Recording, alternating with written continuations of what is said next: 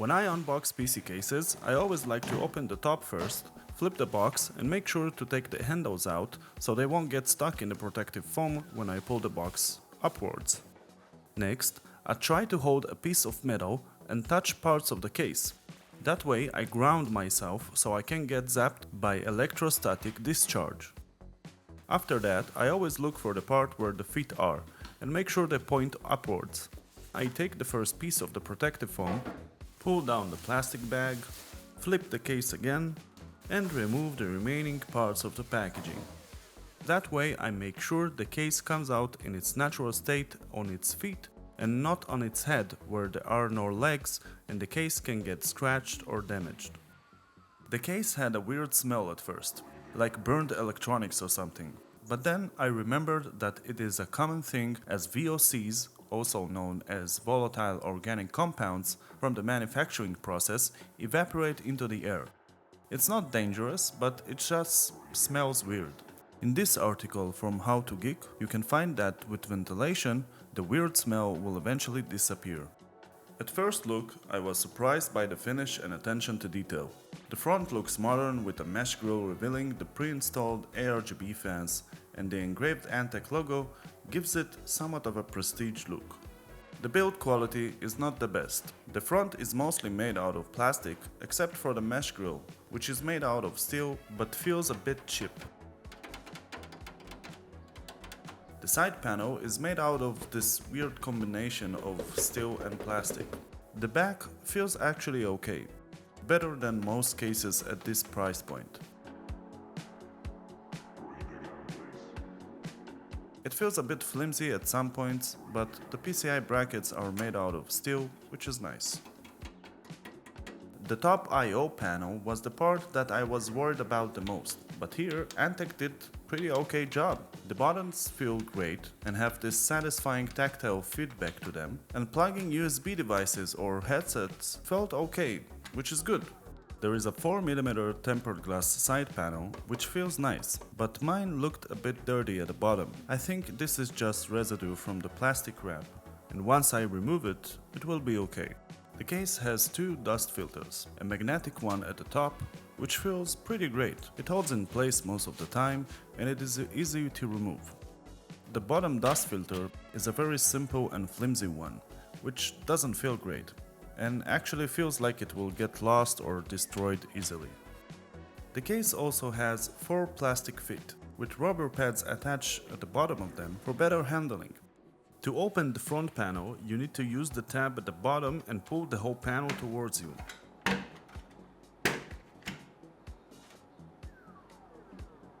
You do not need to apply too much force, but also it doesn't feel like it was loose or something. However, I immediately noticed a major issue as one of the fan cables was not routed properly, and as you can see, it actually got smashed by the tabs in the front panel when they closed it in the factory. You will have to open the whole front panel every time you want to clean it because the case has no dust filter at the front, and the mesh itself is the only dust filter you have there. It kinda sucks and it's not particularly good for PC maintenance, and I disagree with Antec on cheapening out on this part of the case. The tempered glass side panel is held by 4 thumb screws. 2 of them I managed to unscrew with my hand, but the other 2 I had to use a screwdriver. When I open tempered glass side panels, I always try to do it when the case is laying on its side and not standing. Especially in this case, because the tempered glass is not held by anything and can accidentally fall and break. Inspecting the tempered glass, I didn't notice anything unusual, and the glass is thick and feels robust. I did notice a piece of something black and circular in one of the corners. After looking at the metal frame, I noticed more of them and realized these pieces are probably there to hold vibrations from the glass and add another layer of protection. Too bad they can be easily peeled off and don't hold very well. Immediately after that, I make sure to put the tempered glass side panel inside the box between the protective foam for safety reasons. The back side of the case is also held by 2 thumb screws, but this time I didn't have any problems removing them.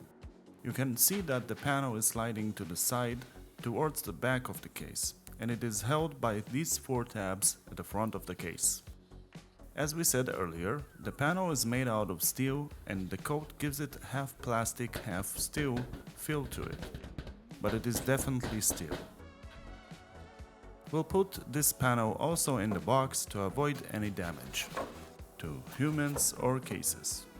In terms of documentation, you have 2 small brochures in which the first one talks about fan installation, and we will get to that in a moment, and the second one is just a general guide on how to remove the side panels and install components. For accessories, we have a small bag with a couple of zip ties. And yes, just a couple. 2 to be precise, just 2. And we also have a few PCI Express brackets. And the reason why you might need them is, remember when I told you about the PCI Express brackets in the case made out of steel? Well, they are actually welded into the frame. You need to break them in order to install expansion cards. I can't stress enough how much I hate this implementation. The number of times I almost accidentally scratched a motherboard is insane. I really don't understand why we still have those. They are dangerous and not efficient. Please stop making them. And last but not least, we have a small bag with all the screws you will need in order to install your components inside the case. Let's talk about fan quality. The first impression is that the fans are very cheap and not made from high quality material. With that said, with a price tag of less than $90 for the whole case, I believe that the case is aimed more for budget systems and not high-end ones. Anyhow, free fans should get the job done, and we will of course test them in our testing section. At the bottom, where the power supply is mounted, we can find 4 soft standoffs to protect the power supply from vibrating and also to protect it from short circuits. The hard drive cage is removable by these 2 screws at the bottom of the case, and you can also move it to a different position if you want some more room for cables. Interestingly enough, the hard drive cage is probably the most high quality piece in this whole case, which is kinda weird. Yes, it's made from a hard, strong, robust piece of metal, but then fewer and fewer people are using hard drives these days, and I would have been happy to see that money spent elsewhere. It can hold up to 2 hard drives if you stack them, one inside the cage and one on top of the cage, and it can also fit a 2.5-inch SSD. You can also mount additional 2.5-inch SSDs over here and over here. Let's review the cables that connect the front panel to the motherboard.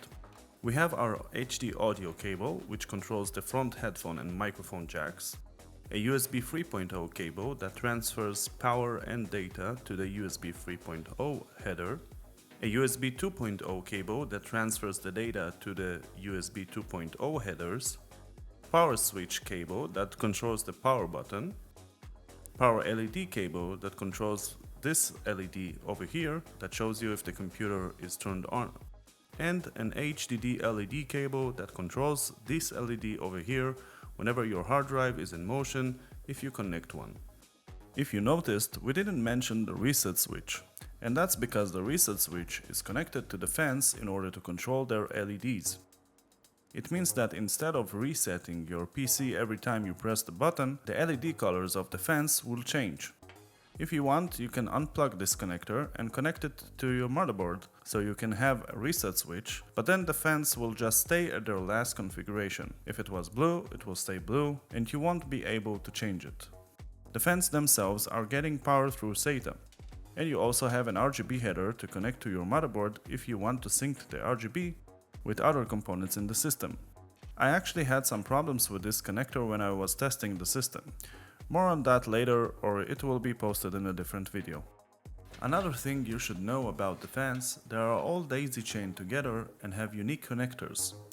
You have one female connector, so you can add more fans to the loop, but the problem is I tried to find more fans with these connectors on the web, but even on Antec's website I could only find fans that have normal 3-pin RGB connectors, or a pack of fans that already comes with a dedicated RGB controller.